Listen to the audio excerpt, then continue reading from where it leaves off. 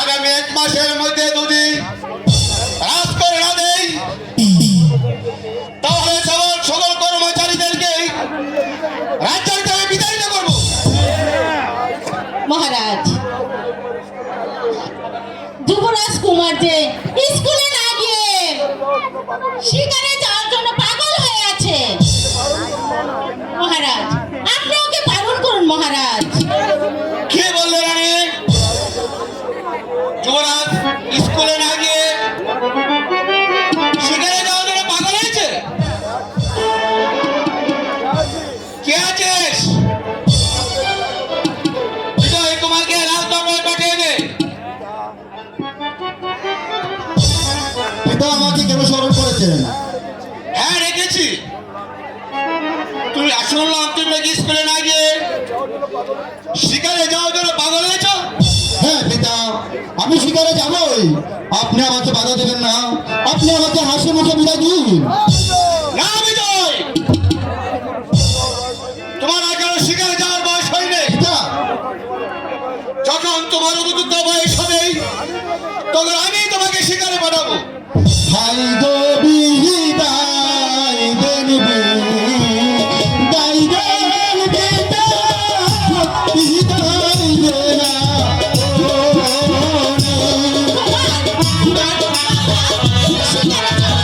আমি শিকারে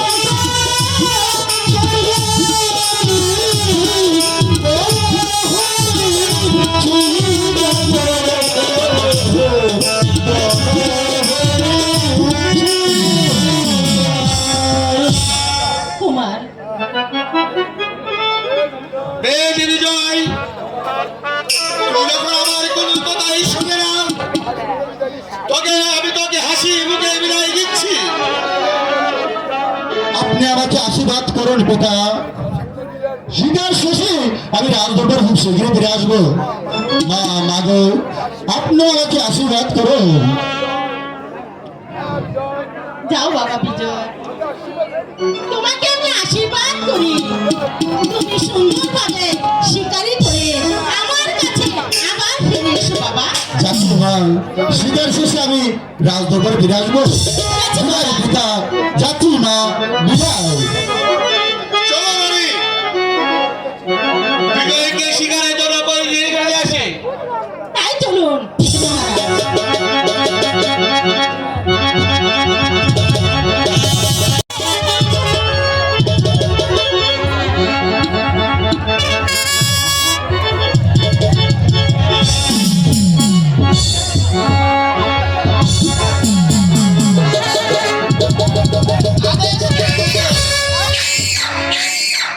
অলকা, পিতালস,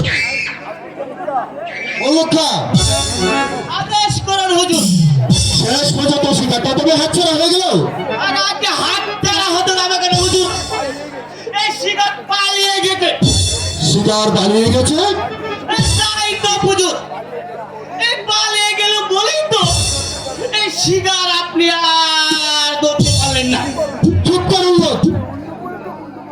আর উল্লোক বলেই তো এই বুল্লুকের পাল্লায় পড়েছি। কি বললে? নইলে গহীন ছেড়ে কি বললে? এই পাড়া গায়ের কাছে হুজুর এই শিকার পুষতে আপনি আসবেন কেন? চুপ করে বদার্থ, তোর দেশে সাড়ে দশকে, তাহলে কিন্তু ওই দিন আমি তোর মুখে নিক্ষেপ করবো। হুজুর আজকে হুজুর এবার করবো দুর্গা পুজো। আর কখনো বলবো না হুজুর, কখনো বলবো না। আচ্ছা আমি বর্তমান নাটকটা ভিডিও করতেছি, ডাইরেক্ট ভিডিও করতেছি। এ? আচ্ছা আচ্ছা সারুন না, আমি সারুন। হুজুর এই যে দেখুন হুজুর, এমন একটা শিকার এই ফোন ফোন করে চলে যাচ্ছে। শিকার চলে যাচ্ছে। আর তাই তো হুজুর দেখতে পাচ্ছেন না, দেখে আমার সুন্দরী একটা হরিণী এই উত্তর সাথে থেকে ছুটে আসছে। হরিণী কোথায় থেকে বললো কা? ও তো একটা মানুষই। ওটাকে হুজুর এই শিকার ভেবে নিন। চুপ করুন লোক। তা তো বুঝলাম, কিন্তু মেয়েটার উপরে ফিরে আসছে কেন বললো? তাই ভাবছি হুজুর, এই হেতু তার আগমন। এই যে শুনছেন? আরে আপনাকে বলছি। মানে আমাকে বলছো? হ্যাঁ, নইলে কাকে বলছি? শিকারের উদ্দেশ্যে আমার শ্যামলকে দাওয়াই করেছেন কেন? তোমার শ্যামলী মানে ওকে আমি চিনতে পারছি না। শ্যামলী হচ্ছে আমার পোষা হরিণী। ছোটবেলা থেকে এত রূপ এত রূপ এত রূপ করে লালন পালন করেছি। আর আমার সেই শ্যামলীকে দাওয়াই করেছে। মানে ওটা যে তোমার পোষা, তা আমি কখনো জানতাম না। বলে তাছাড়া শিকারের পিছনে ছুটে বেরোনো হলো শিকারীর কাজ। এত নিশ্চয় আমি কোনো অপরাধ করিনি। 100 বার করেছেন। যে অপরাধ আপনি করেছেন তার কোনো ক্ষমা হতে পারে না। আপনার এই শাস্তি ভোগ করতে শাস্তি?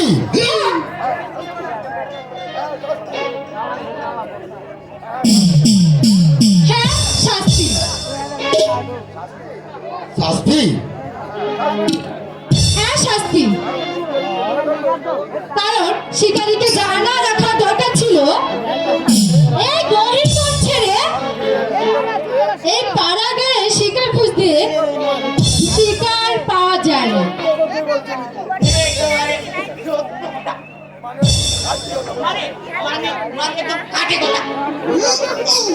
নইলে আমাদের হুজুরকে এই একটা মেয়ে হয়ে শাস্তি দিতে যাবে কেন? চুপ করুন লোকটা।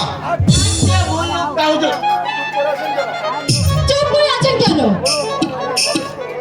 বলুন, এই পাড়া গায়ে প্রবেশ করে আমার শ্যামলকে দাওয়াই করেছে। আমার অপরাধ ক্ষমা করো না রে। কোথায় তোমাদের গায়ে এসে পড়েছি? প্রভু ক্ষমা আপনি কিছুতেই পাবেন না। আপনাকে আমি উপযুক্ত বিচার করে ছাড়বো।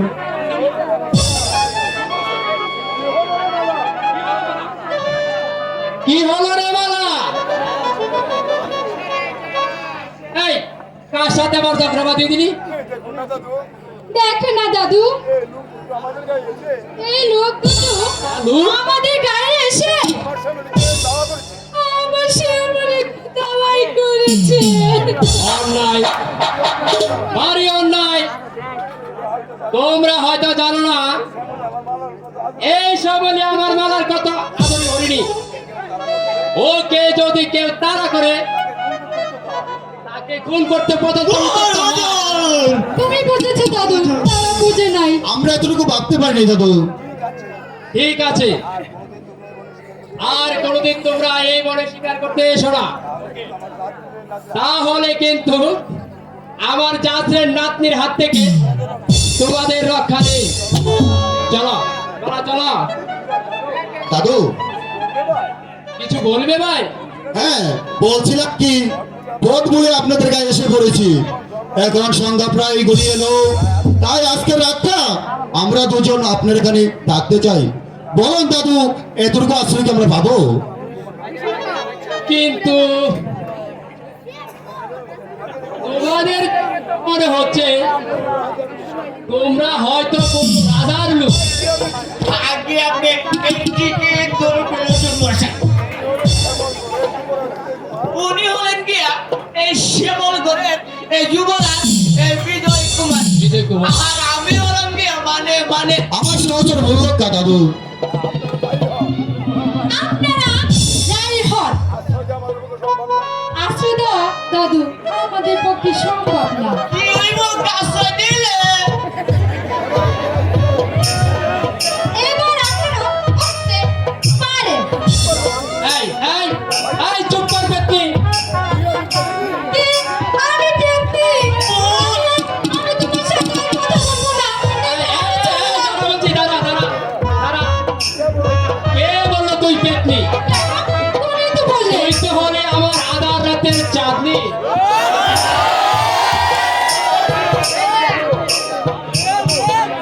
দাদু, আপনি কি তাহলে আসবো? হ্যাঁ, তোমরা আমার সাথে এসো। শত হলো তুমি আমাদের যুবরাজ, মানে আমাদের অন্নদাতা। এসো যুবরাজ, চলো। তাই চলান দাদু।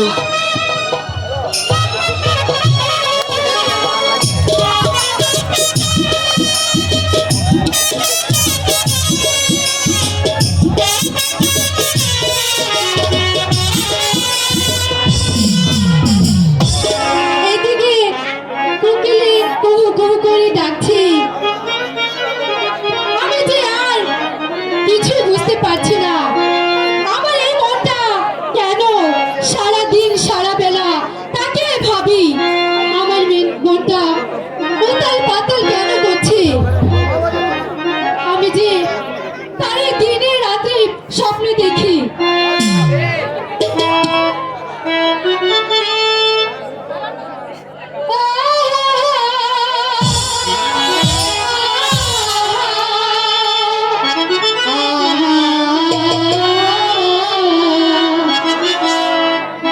আমারে মন তারে জানা ভালোবেসেছে।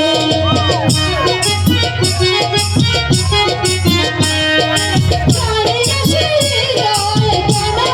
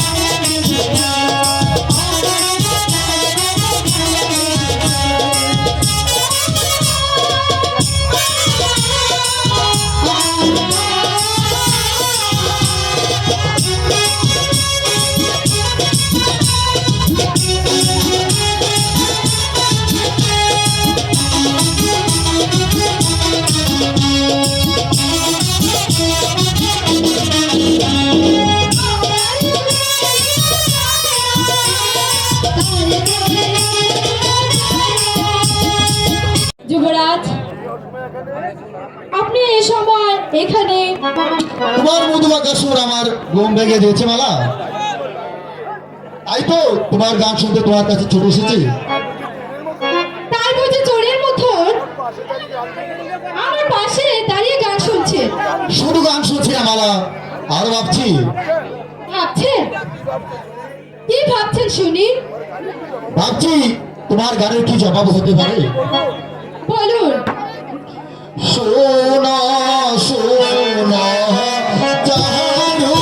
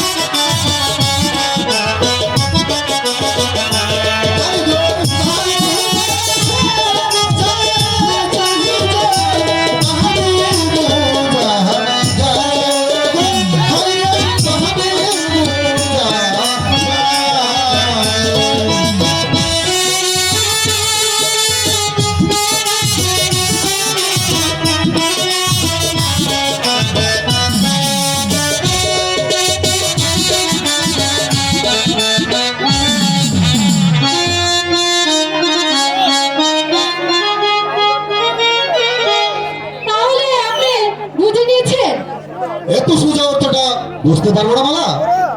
যুবরাজ, বলো মালা। তাহলে কি আপনি আগামীকাল চলে যাবেন? হ্যাঁ, তাই তো ভাবছি। না যুবরাজ, এখন আপনাকে যেতে দিচ্ছি না। আমাদের গায়ে আর কতদিন থাকবেন? মালা, তো মালা, কেন তা আমি বুঝতে পারছি না, কিন্তু আপনাকে ছেড়ে দিতে আমার মতে চাইছে না। মালা, আপনি প্রতিদিন শিকারে বাড়ি হবেন আর আমি আপনার পিছু পিছু থাকবো। ওই বিকালবেলা পুকুরে গাছে বসে সৌন্দর্য মুখোশ করবেন আর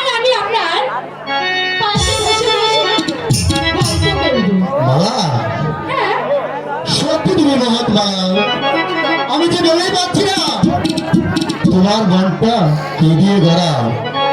একটু অল্প সময় তুমি আমাকে এত আপন করে নিবে তা যে আমি কোনোদিনও ভাবতে পারিনি। কোন শালায় এ বাসুদেবের নাতির সাথে গুফুর গুফুর করতেছে?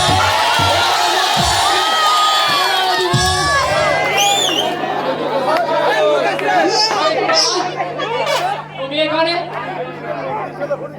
আমি তো ভেবেছিলাম লম্পট বদমাশ ওই রঞ্জিত ছেলে ফটিক চান।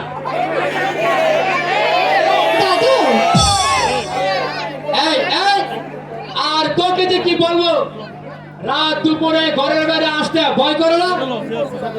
কি করবো দাদু, ঘুম যে চোখে আসছে না। ও তাই বুঝি যুবরাজকে ডেকে এনে ঘুম তাড়াচ্ছিস কেমন? দাদু দাদু তুমি কিছু মনে করো না ভাই, হঠাৎ তোমাকে প্রথম দেখেছি কিনা তাই তোমাকে ঘুম ভাঙিয়ে এখানে নিয়ে এসেছি। এই এই হতচারক পেতনি, লোক সারাদিন পরিশ্রম করে এসেছে একটু শান্তিতে ঘুমাবে বলে, আর তুই কিনা দাদু যা যা শীঘ্র বাড়ি যা, নইলে এই লাঠি লাগাতে তোর মাথাটা ফাটিয়ে দেব। যাচ্ছি, অদ্ভুত কোথাকার। ভাই তুমি কইতে কথা কইতাছ? যাও ভাই, কোন দেশের তুমি একটু শান্তিতে ঘুমাও গিয়ে। তাই চলুন দাদু। দুবাই যা আমি আছে না তোমার পুরো নাটক ভিডিও করতেছি।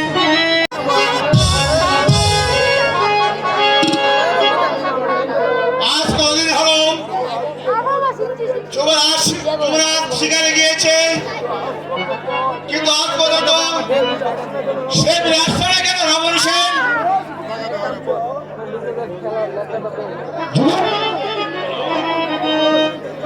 যুবরাজ খুব শিকার প্রিয়, হয়তো আর শিকারের নেশা বিমল আমার মনে হয় সেজন্যই বিদ্যুৎ রয়েছে।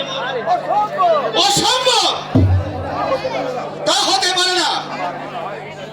আমার মনে হয় যে বিজয়ী কুমার ও বিপদগ্রস্ত, নাই তো সে এতদিনে ফিরে আসতো। আরে মুল্লুক খাবার সঙ্গে ফিরে আসতো মহারাজ। আমি জানি মুল্লুক্ষণ যুবরাজ বিজয় কুমারের খুব প্রিয় পাত্র, তাই বিজয়কে বিপদের মুখে রেখে সে ফিরে আসতে পারে না। তবে কি মহারাজ বলতে চান যুবরাজ সত্যি সত্যি কোনো বিপদের সম্মুখীন রয়েছে? হ্যাঁ রাবণ সেন, আমার মাটি তাই বলছে। আর দেরি নয়, যাও এই মহত্তম সৈন্য সমস্ত নিয়ে বিজয় কুমারকে উত্তরে সাজাও। যেমন করে হোক, যেখান থেকে হোক, বিজয়কে ফিরে আনা চাই। ঠিক আছে মহারাজ, আগামীকালে আমার সৈন্য দিয়ে আমি ছুটে যাবো যুবরাজ বিজয় কুমারের সাথে। যেমন করে হোক, যেখান থেকেই হোক, তাকে উদ্ধার করে আপনার সম্মুখে হাজির হবো। আসি মহারাজ, বিদায়। আমি যা ভেবে পারছি না, আমার বিজয় এখনো ফিরছে না। প্রগট ঠাকুর, তুমি তো জানো ছোট বয়সে এসে মাকে হারিয়েছে, পিতের স্ত্রী এসে এতটুকু বড় হয়েছে, তাই তো তার অনুপস্থিতি আমি যা সইতে পারছি না। আমার বিজয়কে বিপদ থেকে রক্ষা করো ঠাকুর, বিপদ থেকে রক্ষা করো। মহারাজ দেওয়ানজি, আপনার কি সংবাদ? কাঞ্চন নগরতে রাতভর কিছুতে আধা করা সম্ভব হচ্ছে না। এর কারণ গত বছরের বন্যায় সেই কাজকার পদে নাকি খুবই বিপদ। রাষ্ট্র দিতে অস্বীকার করেছে। আর তাই শুনে আপনারা বুঝি সানন্দে ফিরে এসেছেন? এই মহারাজ, আমি পরিষ্কার করে ওদেরকে বলে এসেছি, যদি তারা এক সপ্তাহের মধ্যে রাষ্ট্র মুখে লাগে বুকে বুকে রাষ্ট্র প্রয়োজন হলে তাই করতে হবে, নাই তো রাজ্য শূন্য হয়ে যাবে। আপনাদের না খেয়ে মরতে হবে। তাই তো রাজকোট পরিপূর্ণ হয় সেই ব্যবস্থা আপনাদের করতে হবে।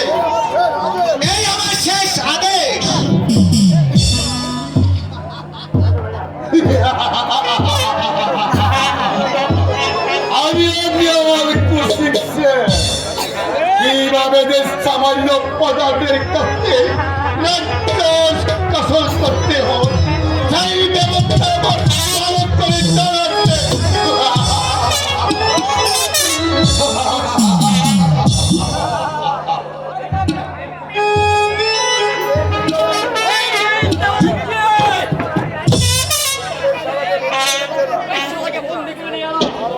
আর অপরাধ অপরাধ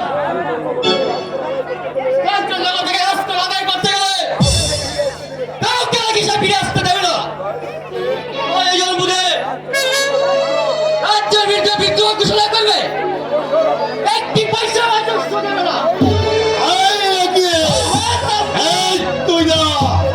আমি এখন এই চরিতারকে বুঝে দিচ্ছি মিথ্যা দ্বারা প্রতিফল করতে হবে। আমি যাচ্ছি।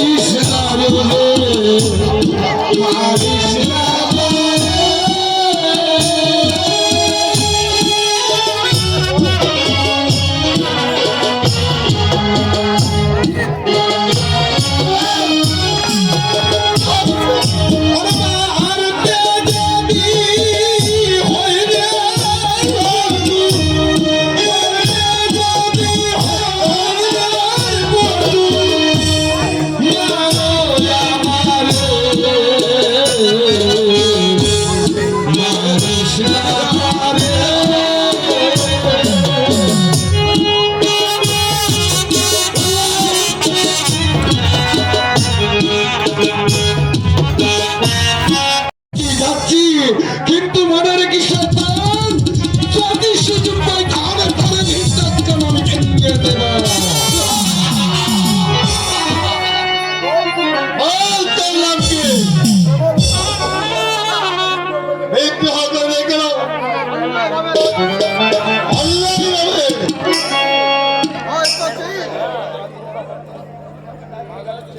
প্রধান অধীনে স্ত্রী পুকুরে না গিয়ে কাটাচ্ছে তাদের রাজা সোনা দান করে যে আপনার সাথে দানের কথা হচ্ছে নির্যাতন নির্যাতন চাবুকের পর চাবুক আমরা হত্যা করবো না। আমার দিবে না কেন জানো এই পরিণাম কত ভয়ঙ্কর। ডাক্তার না খবর জানি না এই বুঝে নিলে আমরা গরিব বলে সকলে মার খেলে চলবে না। আপনাদের মাঝে সাহায্য করে গেলে হবে আপনাদের হাতে চাবুক কেটে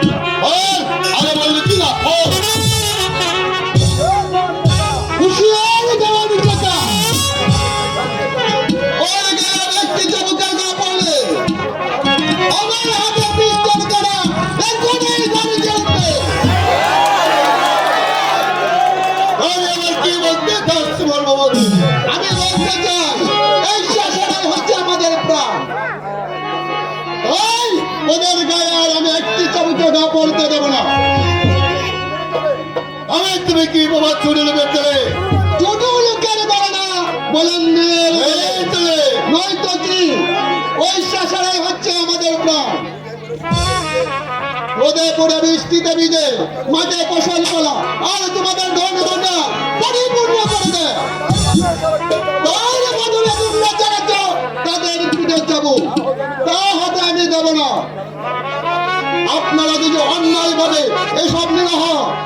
তাদের উপর নির্যাতন চালিয়ে যান, তাহলে আমি চুপ করে বসে থাকবো না। ওদের পক্ষে প্রয়োজন হলে আমি আপনাদের বিরুদ্ধে আমি পাল্টা জবাব দেব। আমার কথাগুলো আমার স্মরণ থাকবে। তবে আমরা আজকে করেছি সেই কথা একটু ভালো করে চিন্তা করে দেখো। আমাকে রক্ষা করতে এসেছ পিস্তল হাতে।